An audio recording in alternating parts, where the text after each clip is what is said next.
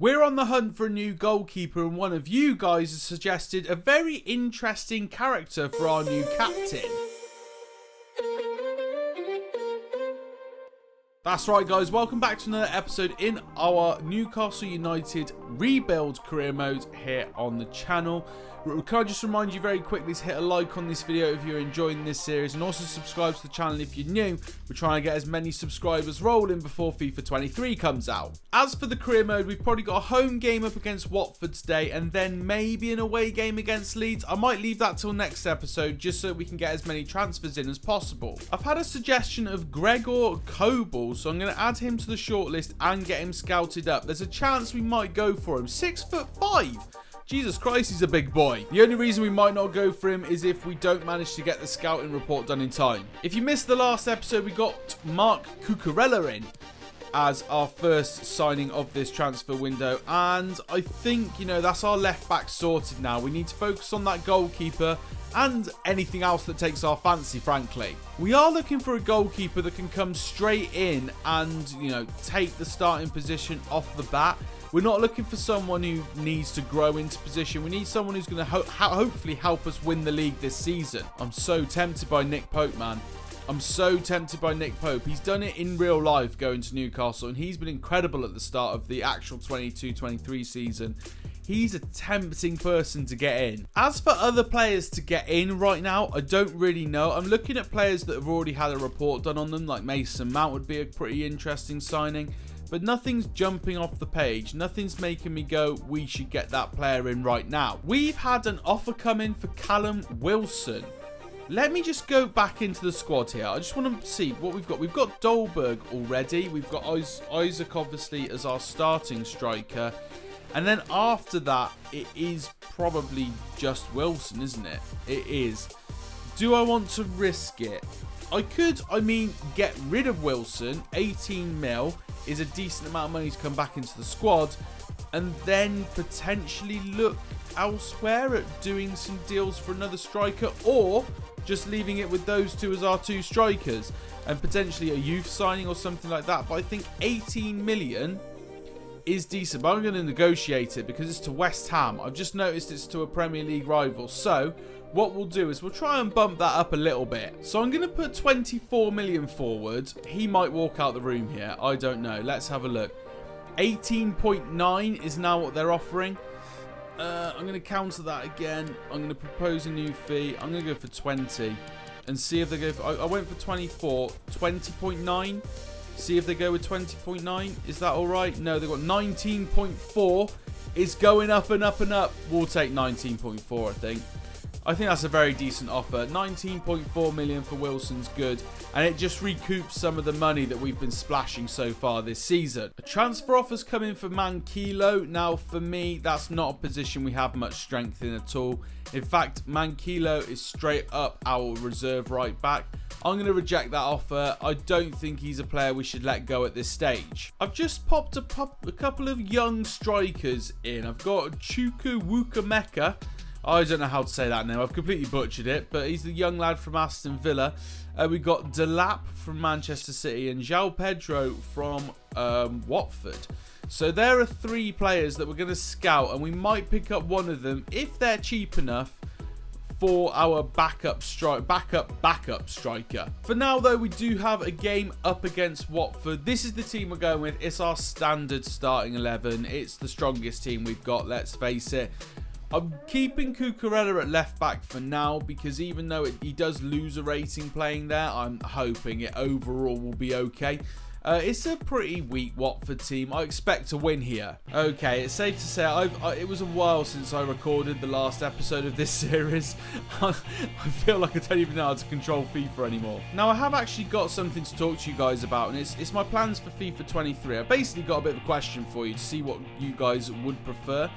And I'm sort of edging towards one option already, but we'll see.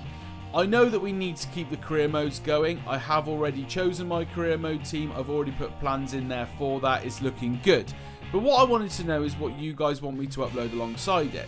So with FIFA 23 coming out, I've got two options basically. We've got the first option, which is the one I'm kind of leaning towards at the moment, where we've got Premier League Predictor, which is pretty standard. Always going to do Premier League Predictor, along with a career mode and an Ultimate Team series, which isn't your normal Road to Glory or anything. It's a series with challenges in and that sort of thing that I'm going to create.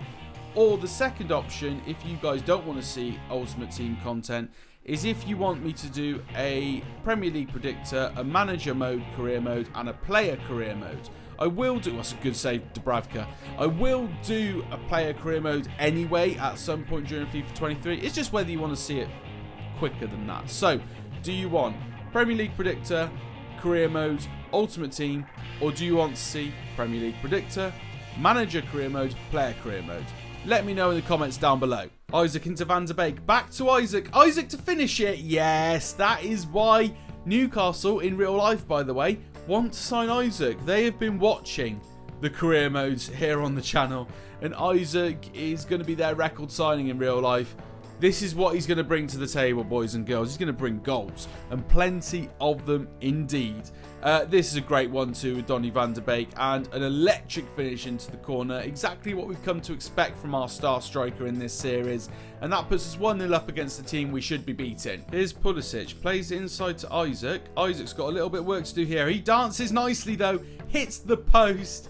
This Isaac, honestly, he is so good in this career mode. If you guys, for whatever reason, are still playing FIFA 22 career mode, grab yourself Isaac. He's an absolute gem. Oh, that's a bad tackle. Is he gone? I think he might be. Reach for your pocket, ref. Come on. Reach for your pocket. Yellow! Yellow! No attempt to make the ball whatsoever, and you're giving him a yellow. Donny van de Beek into Isaac. Outside now to Pulisic. What can he do? Across into the box. It's Ward-Prowse. He has missed a bit of a golden opportunity there. He probably had time to take the ball down, so that might be my fault. But that strike is way wide. Isaac, edge of the box, strikes it. It's a great save by Foster. What the hell was that? I took a pot shot out of nowhere thinking it would make the half-time whistle go. And he's hit the bloody post from like miles away. Pulisic finds Isaac. Oh my god, this game's all over the shop. We do make it to half-time. It is 1-0 to Newcastle, and it's been pretty convincing. I've kept the ball a lot of it, been playing it around, trying to score goals in a fancy way, but we're getting the job done up against Watford here. I don't think anything's going to change. Here's Isaac, goes through the middle. Can he get a shooting opportunity? He can, and he scores. And that just shows the holes that are in this Watford defence. They've literally got nothing at the back. Between two centre-halves, I've collected the ball there and just dribbled through them as if it was absolutely nothing. Put the ball past a struggling Ben Foster, let's face it. He's having a nightmare at the back. He's got no defence in front of him, the poor lad. He's made some saves today, but his defenders are not helping him out there at all. Ward-Prowse here puts a delivery in. I see Donny van de Beek, and it's just snuck in off the post. Foster gets a hand to it, but can only push it onto the upright. Donny van de Beek leaping up with a header. Not something we see often. I think now that it's 3-0, we could probably take our foot off the gas and maybe make some changes. Okay, we have some tired legs in Isaac, Gimenez and Cucurella, and it's safe to say they've done their job today already. Manquillo goes in at left back, John McGinn comes in at centre defensive mid, and Dolberg comes up on up top, should I say. Here's Dolberg, early doors, Ward-Prowse, out to Alan St. Maximin. What can he do here? Lovely little turn inside. It's a good save by Foster. James Ward-Prowse on the edge of the box. No one with him. No one closing him down, but his shot is just pinballed around the box by Watford players. Here comes Pulisic. Strikes it, and it's gone in. That's bad from Foster, man. That Pulisic strike was by no means clean. It went straight at the keeper, but it's gone straight through the keeper. Oh, no. Oh, no way. Pulisic. That was disgusting. He's used the defender there, bent it with the outside of his left foot into the opposite corner. You don't see goals like that often. That is special, man. He has been such a good signing. He started really well in pre-season, but was then a little bit slow at the start of the season.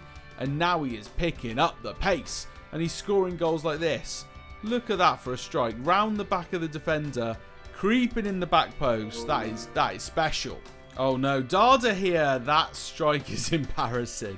Donny van de Beek, edge of the box. Oh.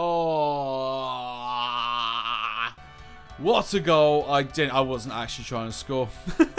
I'm not going to lie. If it's like 5-0 and it gets like the 80th minute, I do try to just run down the clock in their half. But I had a ping thinking, oh, just the keeper will catch it and it'll just play on. No, we've popped it in the top corner. Great. Well done, Matt. Unrealistic 6-0 scoreline now. Part of me would be like, oh, let's up the difficulty, but let's not. We're against Watford, for God's sake. And there we have it. That's the end of our game. It was an unrealistic 6-0 in the end, but it was a convincing win against Watford nonetheless. Let's see what we can do in the transfer market before the end of the episode. Okay, Wilson has been sold. We make 17 million back in our transfer budget, and we've got an offer for Ryan Fraser. Sorry, I was going to say Fraser Forster. He doesn't even play for us. Ryan Fraser. Okay, they're offering what? What are they offering? 4.6. I think that's pretty decent. I'm actually going to accept it. He's a player that I just don't think we need to keep, in my opinion. We've got Cucurella, who can be a backup left mid now. We've got other guys that are a bit younger in that position as well. Let's get him off the books and try and make some money back, because that's what the club wanted us to do, make a profit, and we've destroyed that, let's face it. And it's time for us to destroy it even more. Let's see which keeper we're going to pick up. An offer for Mankilo is a straight no. I'm not interested in selling him, although 5.2 is pretty tasty. Ben Davies as a left back came back as a 78, so we wouldn't have got him in the end. And David Raum came back as a 75, so we're removing him from the shortlist as well in case we were tempted. Okay, we've of course got 3 goalkeepers that we are still trying to scout here, and it's annoying because we've also got all these 3 strikers that we're trying to scout as well. I don't really want to buy someone without knowing what their rating actually is. Obviously, we know Nick Pope's an 83, but if we can get a little bit higher than that, we will do. At the moment, I'm hoping Cobble comes up as something pretty cool. He looks like he could be an interesting goalkeeper to get. But I'm not really willing to go for anyone if I don't know their rating. So I've got another announcement we're going to make in this episode. As we know, Dubravka has been our captain since the start of the season, and he is likely to be leaving.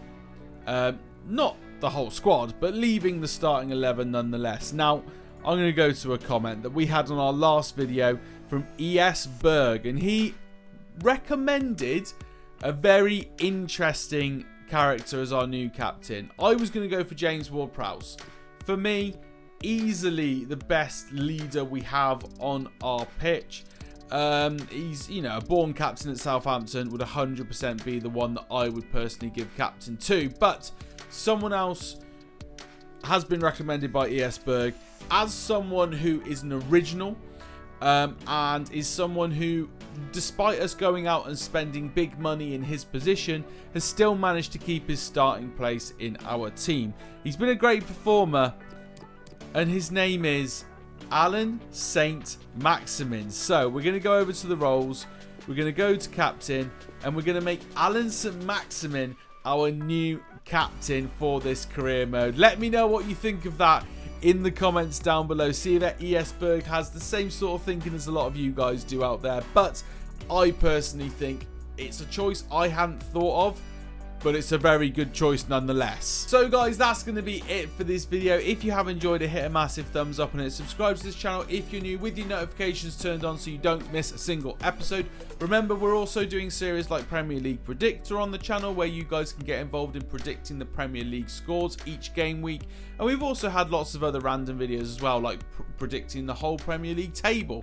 So if you want to check out those, click on the channel, go and have a little cipher through the videos and see what takes your fancy. For now though, thank you very much for watching. Subscribe to the channel if you're new, and I'll see you in the next one.